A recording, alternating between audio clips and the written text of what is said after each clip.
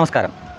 ഒരു കാലത്ത് കേരളത്തിലുള്ള ഇന്ത്യ മുന്നണി സഖ്യക്കാർ വലിയ പ്രതീക്ഷയോടെ ഭാവിയിലെ ഇന്ത്യയുടെ പ്രധാനമന്ത്രിയാവും എന്നൊക്കെ പറഞ്ഞ് പൊക്കിക്കൊണ്ട് നടന്ന രാഹുൽ ഗാന്ധി എന്ന റിയൽ പപ്പുവിൻ്റെ ഇന്നത്തെ അവസ്ഥയാണ് ഈ വീഡിയോയിൽ നോക്കിയാൽ നിങ്ങൾക്ക് മനസ്സിലാക്കാൻ പറ്റുന്നത്. ഇത് വേറെ എങ്ങുമല്ല, കേരളത്തിലാണ്, എറണാകുളത്താണ്. ഒരു 2 ദിവസം മുമ്പാണ് ഈ പരിപാടി നടന്നത്. സമാനമായ സമയത്ത് ഇന്ത്യയുടെ പ്രധാനമന്ത്രി തിരുവല്ലയിലും തിരുവനന്തപുരത്തും ഒക്കെ ആയിട്ടുണ്ട്. അവിടെ അദ്ദേഹത്തെ കാണാൻ വന്ന ജനക്കൂട്ടം നമ്മൾ തത്സമയം കണ്ടതാണ്. അതേ സ്ഥാനത്ത് ഭാവി പ്രധാനമന്ത്രിയാണ് എന്നൊക്കെ പറഞ്ഞ് കൊങ്ങികളും കുറേ സുഡാപ്പികളും ജിഹാദികളും മൂട് താങ്ങി കൊണ്ടു നടന്ന ഒരു മുതൽ ഇന്നിരിക്കുന്ന ഇരിപ്പ് നോക്കുക. കസേര പോലും നിറഞ്ഞിട്ടില്ല എന്ന് പറയുമ്പോൾ പിന്നെ പുറത്ത് വേറെ കാണാൻ ആൾക്കാരൊന്നും കാണില്ല. ഇതിനു മുമ്പ് ഞാൻ നിങ്ങളെ മറ്റൊരു വീഡിയോ കാണിച്ചിട്ടുണ്ട്. ഇയാൾ സൈക്കിളും ചവിട്ടി പുതുപ്പള്ളി വഴി പോയപ്പോൾ വഴിയിലെങ്ങും ഒരാൾ പോലും ഉണ്ടായിരുന്നില്ല. ഇയാൾ സൈക്കിൾ ചവിട്ടി പോകുന്നു, ഇയാളുടെ പിന്നാലെ ഇയാളുടെ സുരക്ഷാ സേന ഇയാളുടെ ഒപ്പം വരാൻ വേണ്ടി ഓടി പത വരുന്നൊരു കാഴ്ച കൂടെ കണ്ടു. അങ്ങനെ ആർക്കൊക്കെ എന്തൊക്കെ ദ്രോഹം ചെയ്യാമോ, ആരെയൊക്കെ എങ്ങനെയൊക്കെ ബുദ്ധിമുട്ടിക്കാമോ അങ്ങനെയൊക്കെ ചെയ്യുന്ന ഒരു ബഫൂൺ മാത്രമായി മാറിക്കൊണ്ടിരിക്കുകയാണ് ഇന്ത്യയുടെ ഭാവി പ്രധാനമന്ത്രി, ആജീവനാന്ത പ്രധാനമന്ത്രി എന്ന് പറയാതിരിക്കാൻ പറ്റില്ല.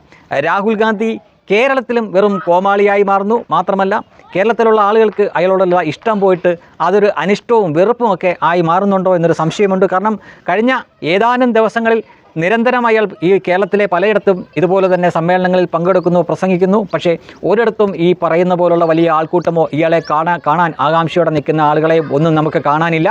രാഹുൽ ഗാന്ധി എന്ന രാഷ്ട്രീയ നേതാവിൽ യാതൊരു കഴമ്പുമില്ല എന്ന് വർഷങ്ങൾക്ക് മുമ്പേ തന്നെ വടക്കേ ഇന്ത്യയിലുള്ള ജനങ്ങൾ മനസ്സിലാക്കിയതാണ്. അങ്ങനെയാണ് അവർ അയാൾക്ക് ആ പേര് ചാർത്തിക്കൊടുത്തത്, പപ്പു എന്ന്. എന്നാൽ ഇപ്പോൾ ദക്ഷിണേന്ത്യയിലെ ആളുകളും പതുക്കെ മനസ്സിലാക്കി തുടങ്ങിയിരിക്കുന്നു, ഇയാൾ ഒരു വിശ്വാസം അർപ്പിച്ചിട്ട് യാതൊരു കാര്യവുമില്ല, യാതൊരു കഴമ്പുമില്ലാത്ത മനുഷ്യനാണ് ഈ രാഹുൽ ഗാന്ധി എന്ന് ഇപ്പോൾ മനസ്സിലാവുന്നു. ഒരു പക്ഷേ ഇയാളെ കൊണ്ട് ഇനി മറ്റ് ഗുണമൊന്നുമില്ല എന്ന് കാണുമ്പോൾ കുറച്ച് നാൾ കൂടി ഇയാളുടെ സഹോദരിയായ പ്രിയങ്ക ഗാന്ധിയെ ഇവർ പൊക്കിക്കൊണ്ട് നടക്കാൻ സാധ്യതയുണ്ട്. അത് കഴിഞ്ഞാൽ പിന്നെയും കിടക്കുകയല്ലേ റയാൻ വാദ്ര ഗാന്ധി എന്നൊക്കെ പറഞ്ഞ് റയാനുണ്ട്, പിന്നെ ഒരു പെങ്കൊച്ചൂടുണ്ട്.